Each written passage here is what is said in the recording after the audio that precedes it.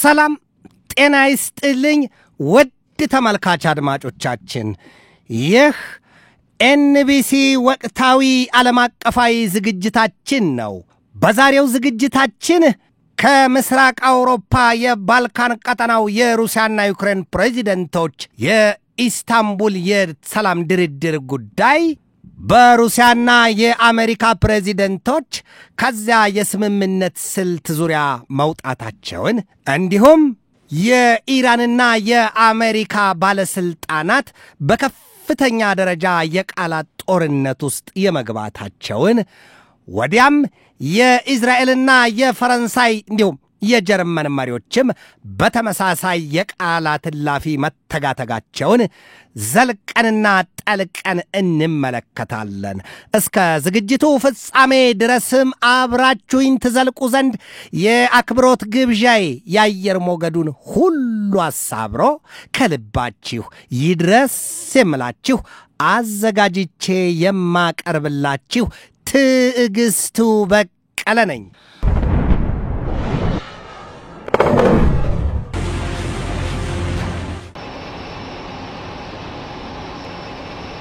ጉድ አንድ ሰሞን ነው አለ ድምፃዊው።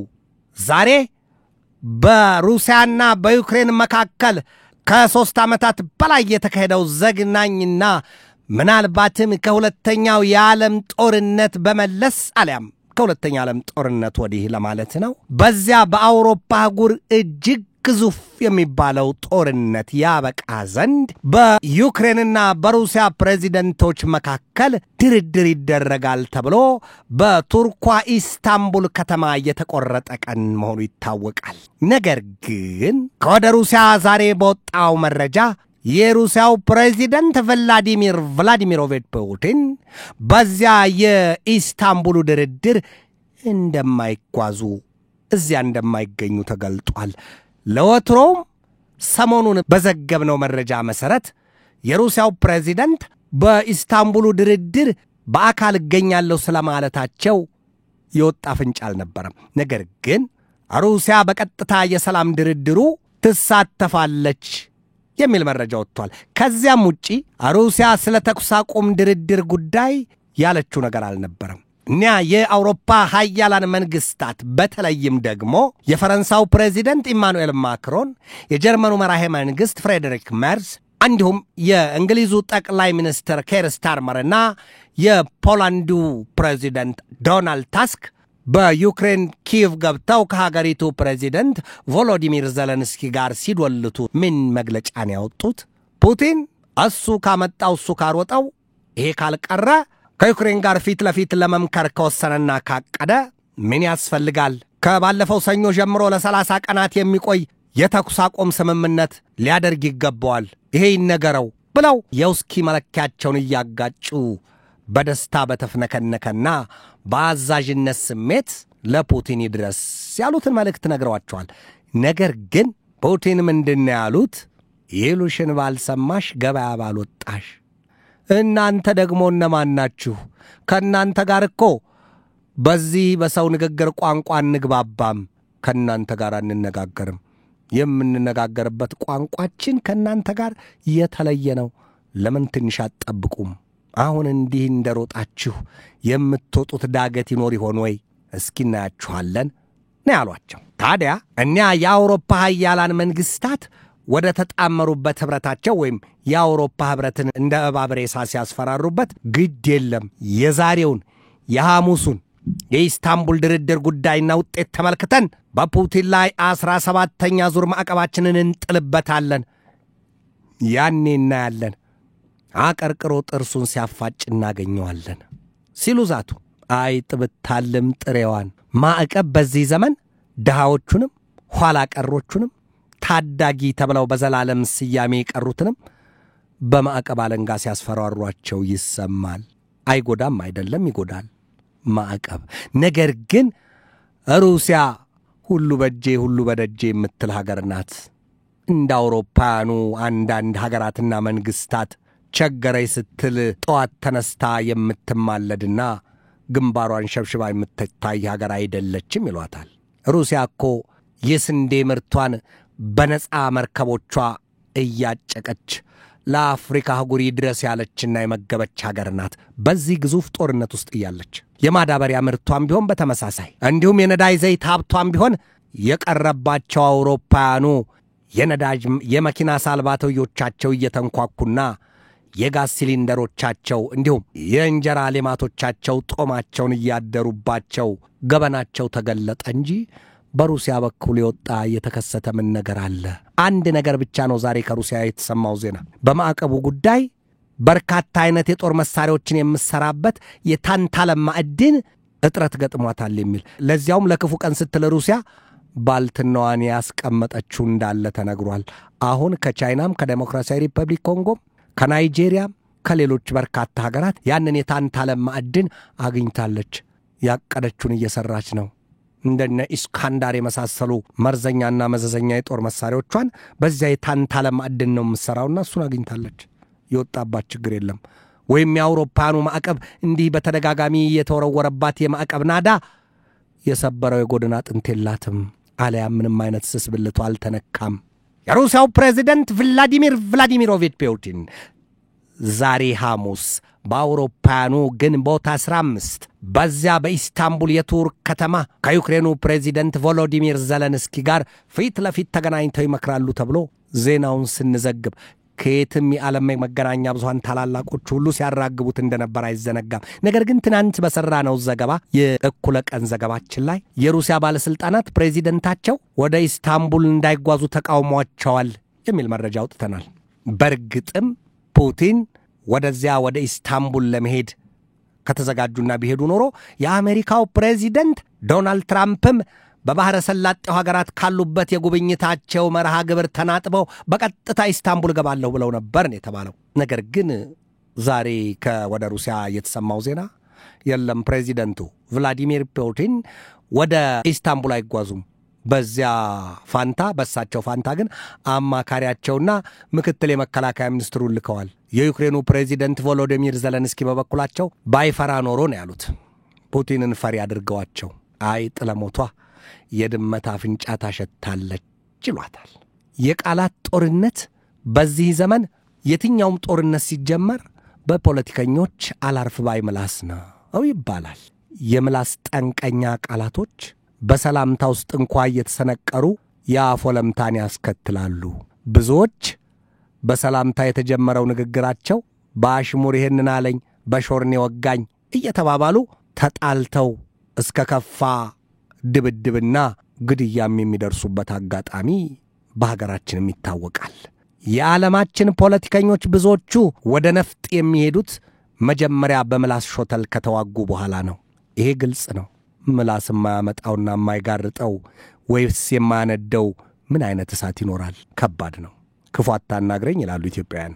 ታዲያ ዛሬ በኢስታንቡል ይካሄዳል ተብሎ የነበረው የዩክሬንና የሩሲያ ፕሬዚደንቶች የፊት ለፊት ድርድር የሰላሙ ጉዳይ በአየር ላይ ተንጠልጥሎ ቀርቷል ሲሉ የተሳለቁበት የነገር ሰንጣቂዎቹ ናቸው።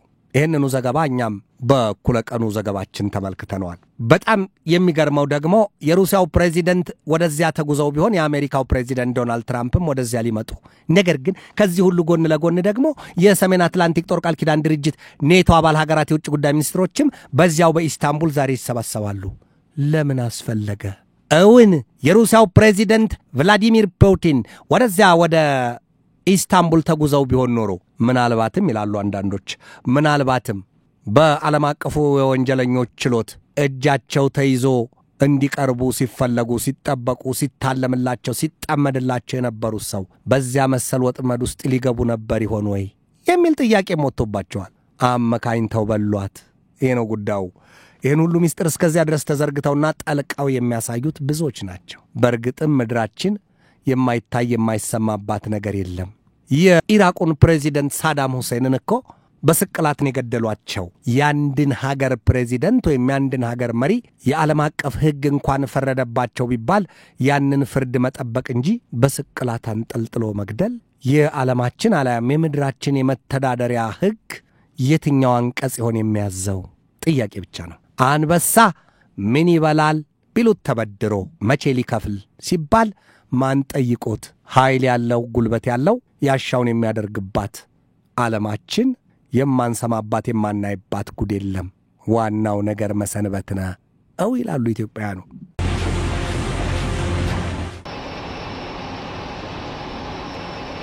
ከምስራቅ አውሮፓ ወይም የባልካን ቀጠናው የሩሲያና የዩክሬን ድርድር መናጠብ ውጪ የተላኩት ልኡካኖች የአሜሪካው የውጭ ጉዳይ ሚኒስትር ማርኮ ሩቢዮና በሩሲያ የአሜሪካ ልዩ መልእክተኛው ስቲቭ ዊትኮፍ እንዲሁም በዩክሬን የአሜሪካ ልዩ መልእክተኛው ኬት ኬሎግ እነዚያ ግን በዚያው በቱርክ ኢስታንቡል ተገኝተዋል እንዲያው ማርኮ ሩቢዮ የአሜሪካው የውጭ ጉዳይ ሚኒስትር ከኔቶ የውጭ ጉዳይ ሚኒስትሮች ጋር በዚያው ስብሰባቸውን ይቀጥላሉ ነው የተባለው ይሄ ነው የወጣው መረጃ ሌላውና ወደ መካከለኛው ምስራቅ ቀጠና ምድር ስናልፍ በኢራንና በአሜሪካ መካከል እጅግ የጦፈ የነገር እሳት እየነደደ ነው ያው እንደተባባልነው ምላስናት ነገር እሳት የምታነደው እሳቸው ዶናልድ ትራምፕ ከትናንት በስቲያ ሳውዲ አረቢያ ትናንት በኳታር ዛሬ ደግሞ ወደ የተባበሩት አረብ ኤምሬትስ ይጓዛሉ ነው የተባለው ነገር ግን በኳታር ሳሉ ምንድን ያሉት ኳታር የኢራን የቅርብ ወዳጅ ናት የልብ ወዳጅ ናት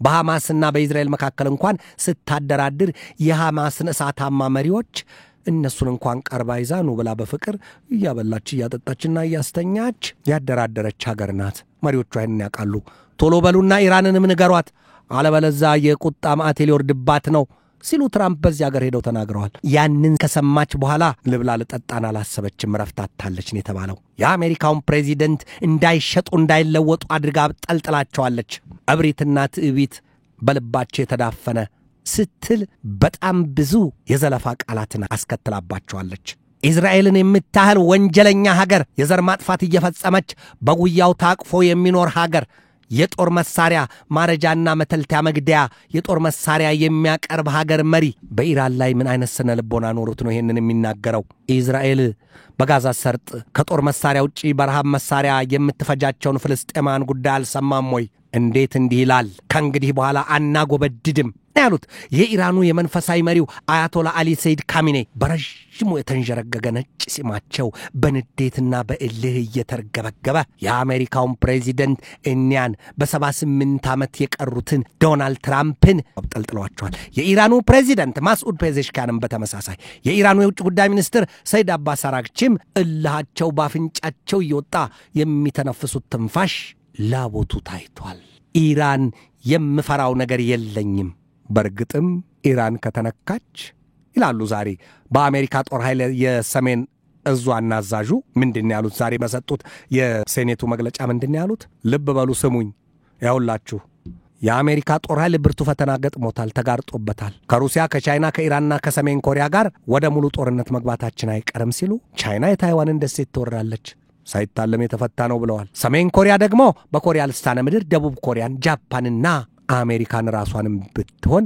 አበጥራ ታንገዋለላቸዋለች አይቀርም ኢራንም ብትሆን እስራኤልን ከዚያም በላይ አሜሪካን ለመምታት ጣጣዋን ጨርሳ ተቀምጣለች ስለዚህ አሉ ሲሆን ቀድመን እንገኝ ካልሆነ ግን ተጠንቀቁ እንቺ ከሄድሽም ስንቅሽ ነው ከሞትሽም መቀበሪያሽ ነው ይሉትን መሆኑ ነው የኢትዮጵያውያኑ ብሂል መቼም ኢትዮጵያውያን ነገር በምሳሌ መዝሙር በሐሌ ጠጅ በብርሌ ይሉት ብሂላቸው ቋንጣው ዘመናትን ይመግባል ጦርነት ከምላስ ወለምታ የጀመረ ዝግጅትን ያካትታል ወደ ኤንቢሲ ተመልካች አድማጮቻችን የዛሬን በዚህ ተሰናበትኳችሁ ነገ በሌላ ርዕሰ ጉዳይ እንገናኛለን እስከዚያው ከልባችን እስከ ዓለማችን ሰላም ተመኘሁ በድጋሜ ሰላም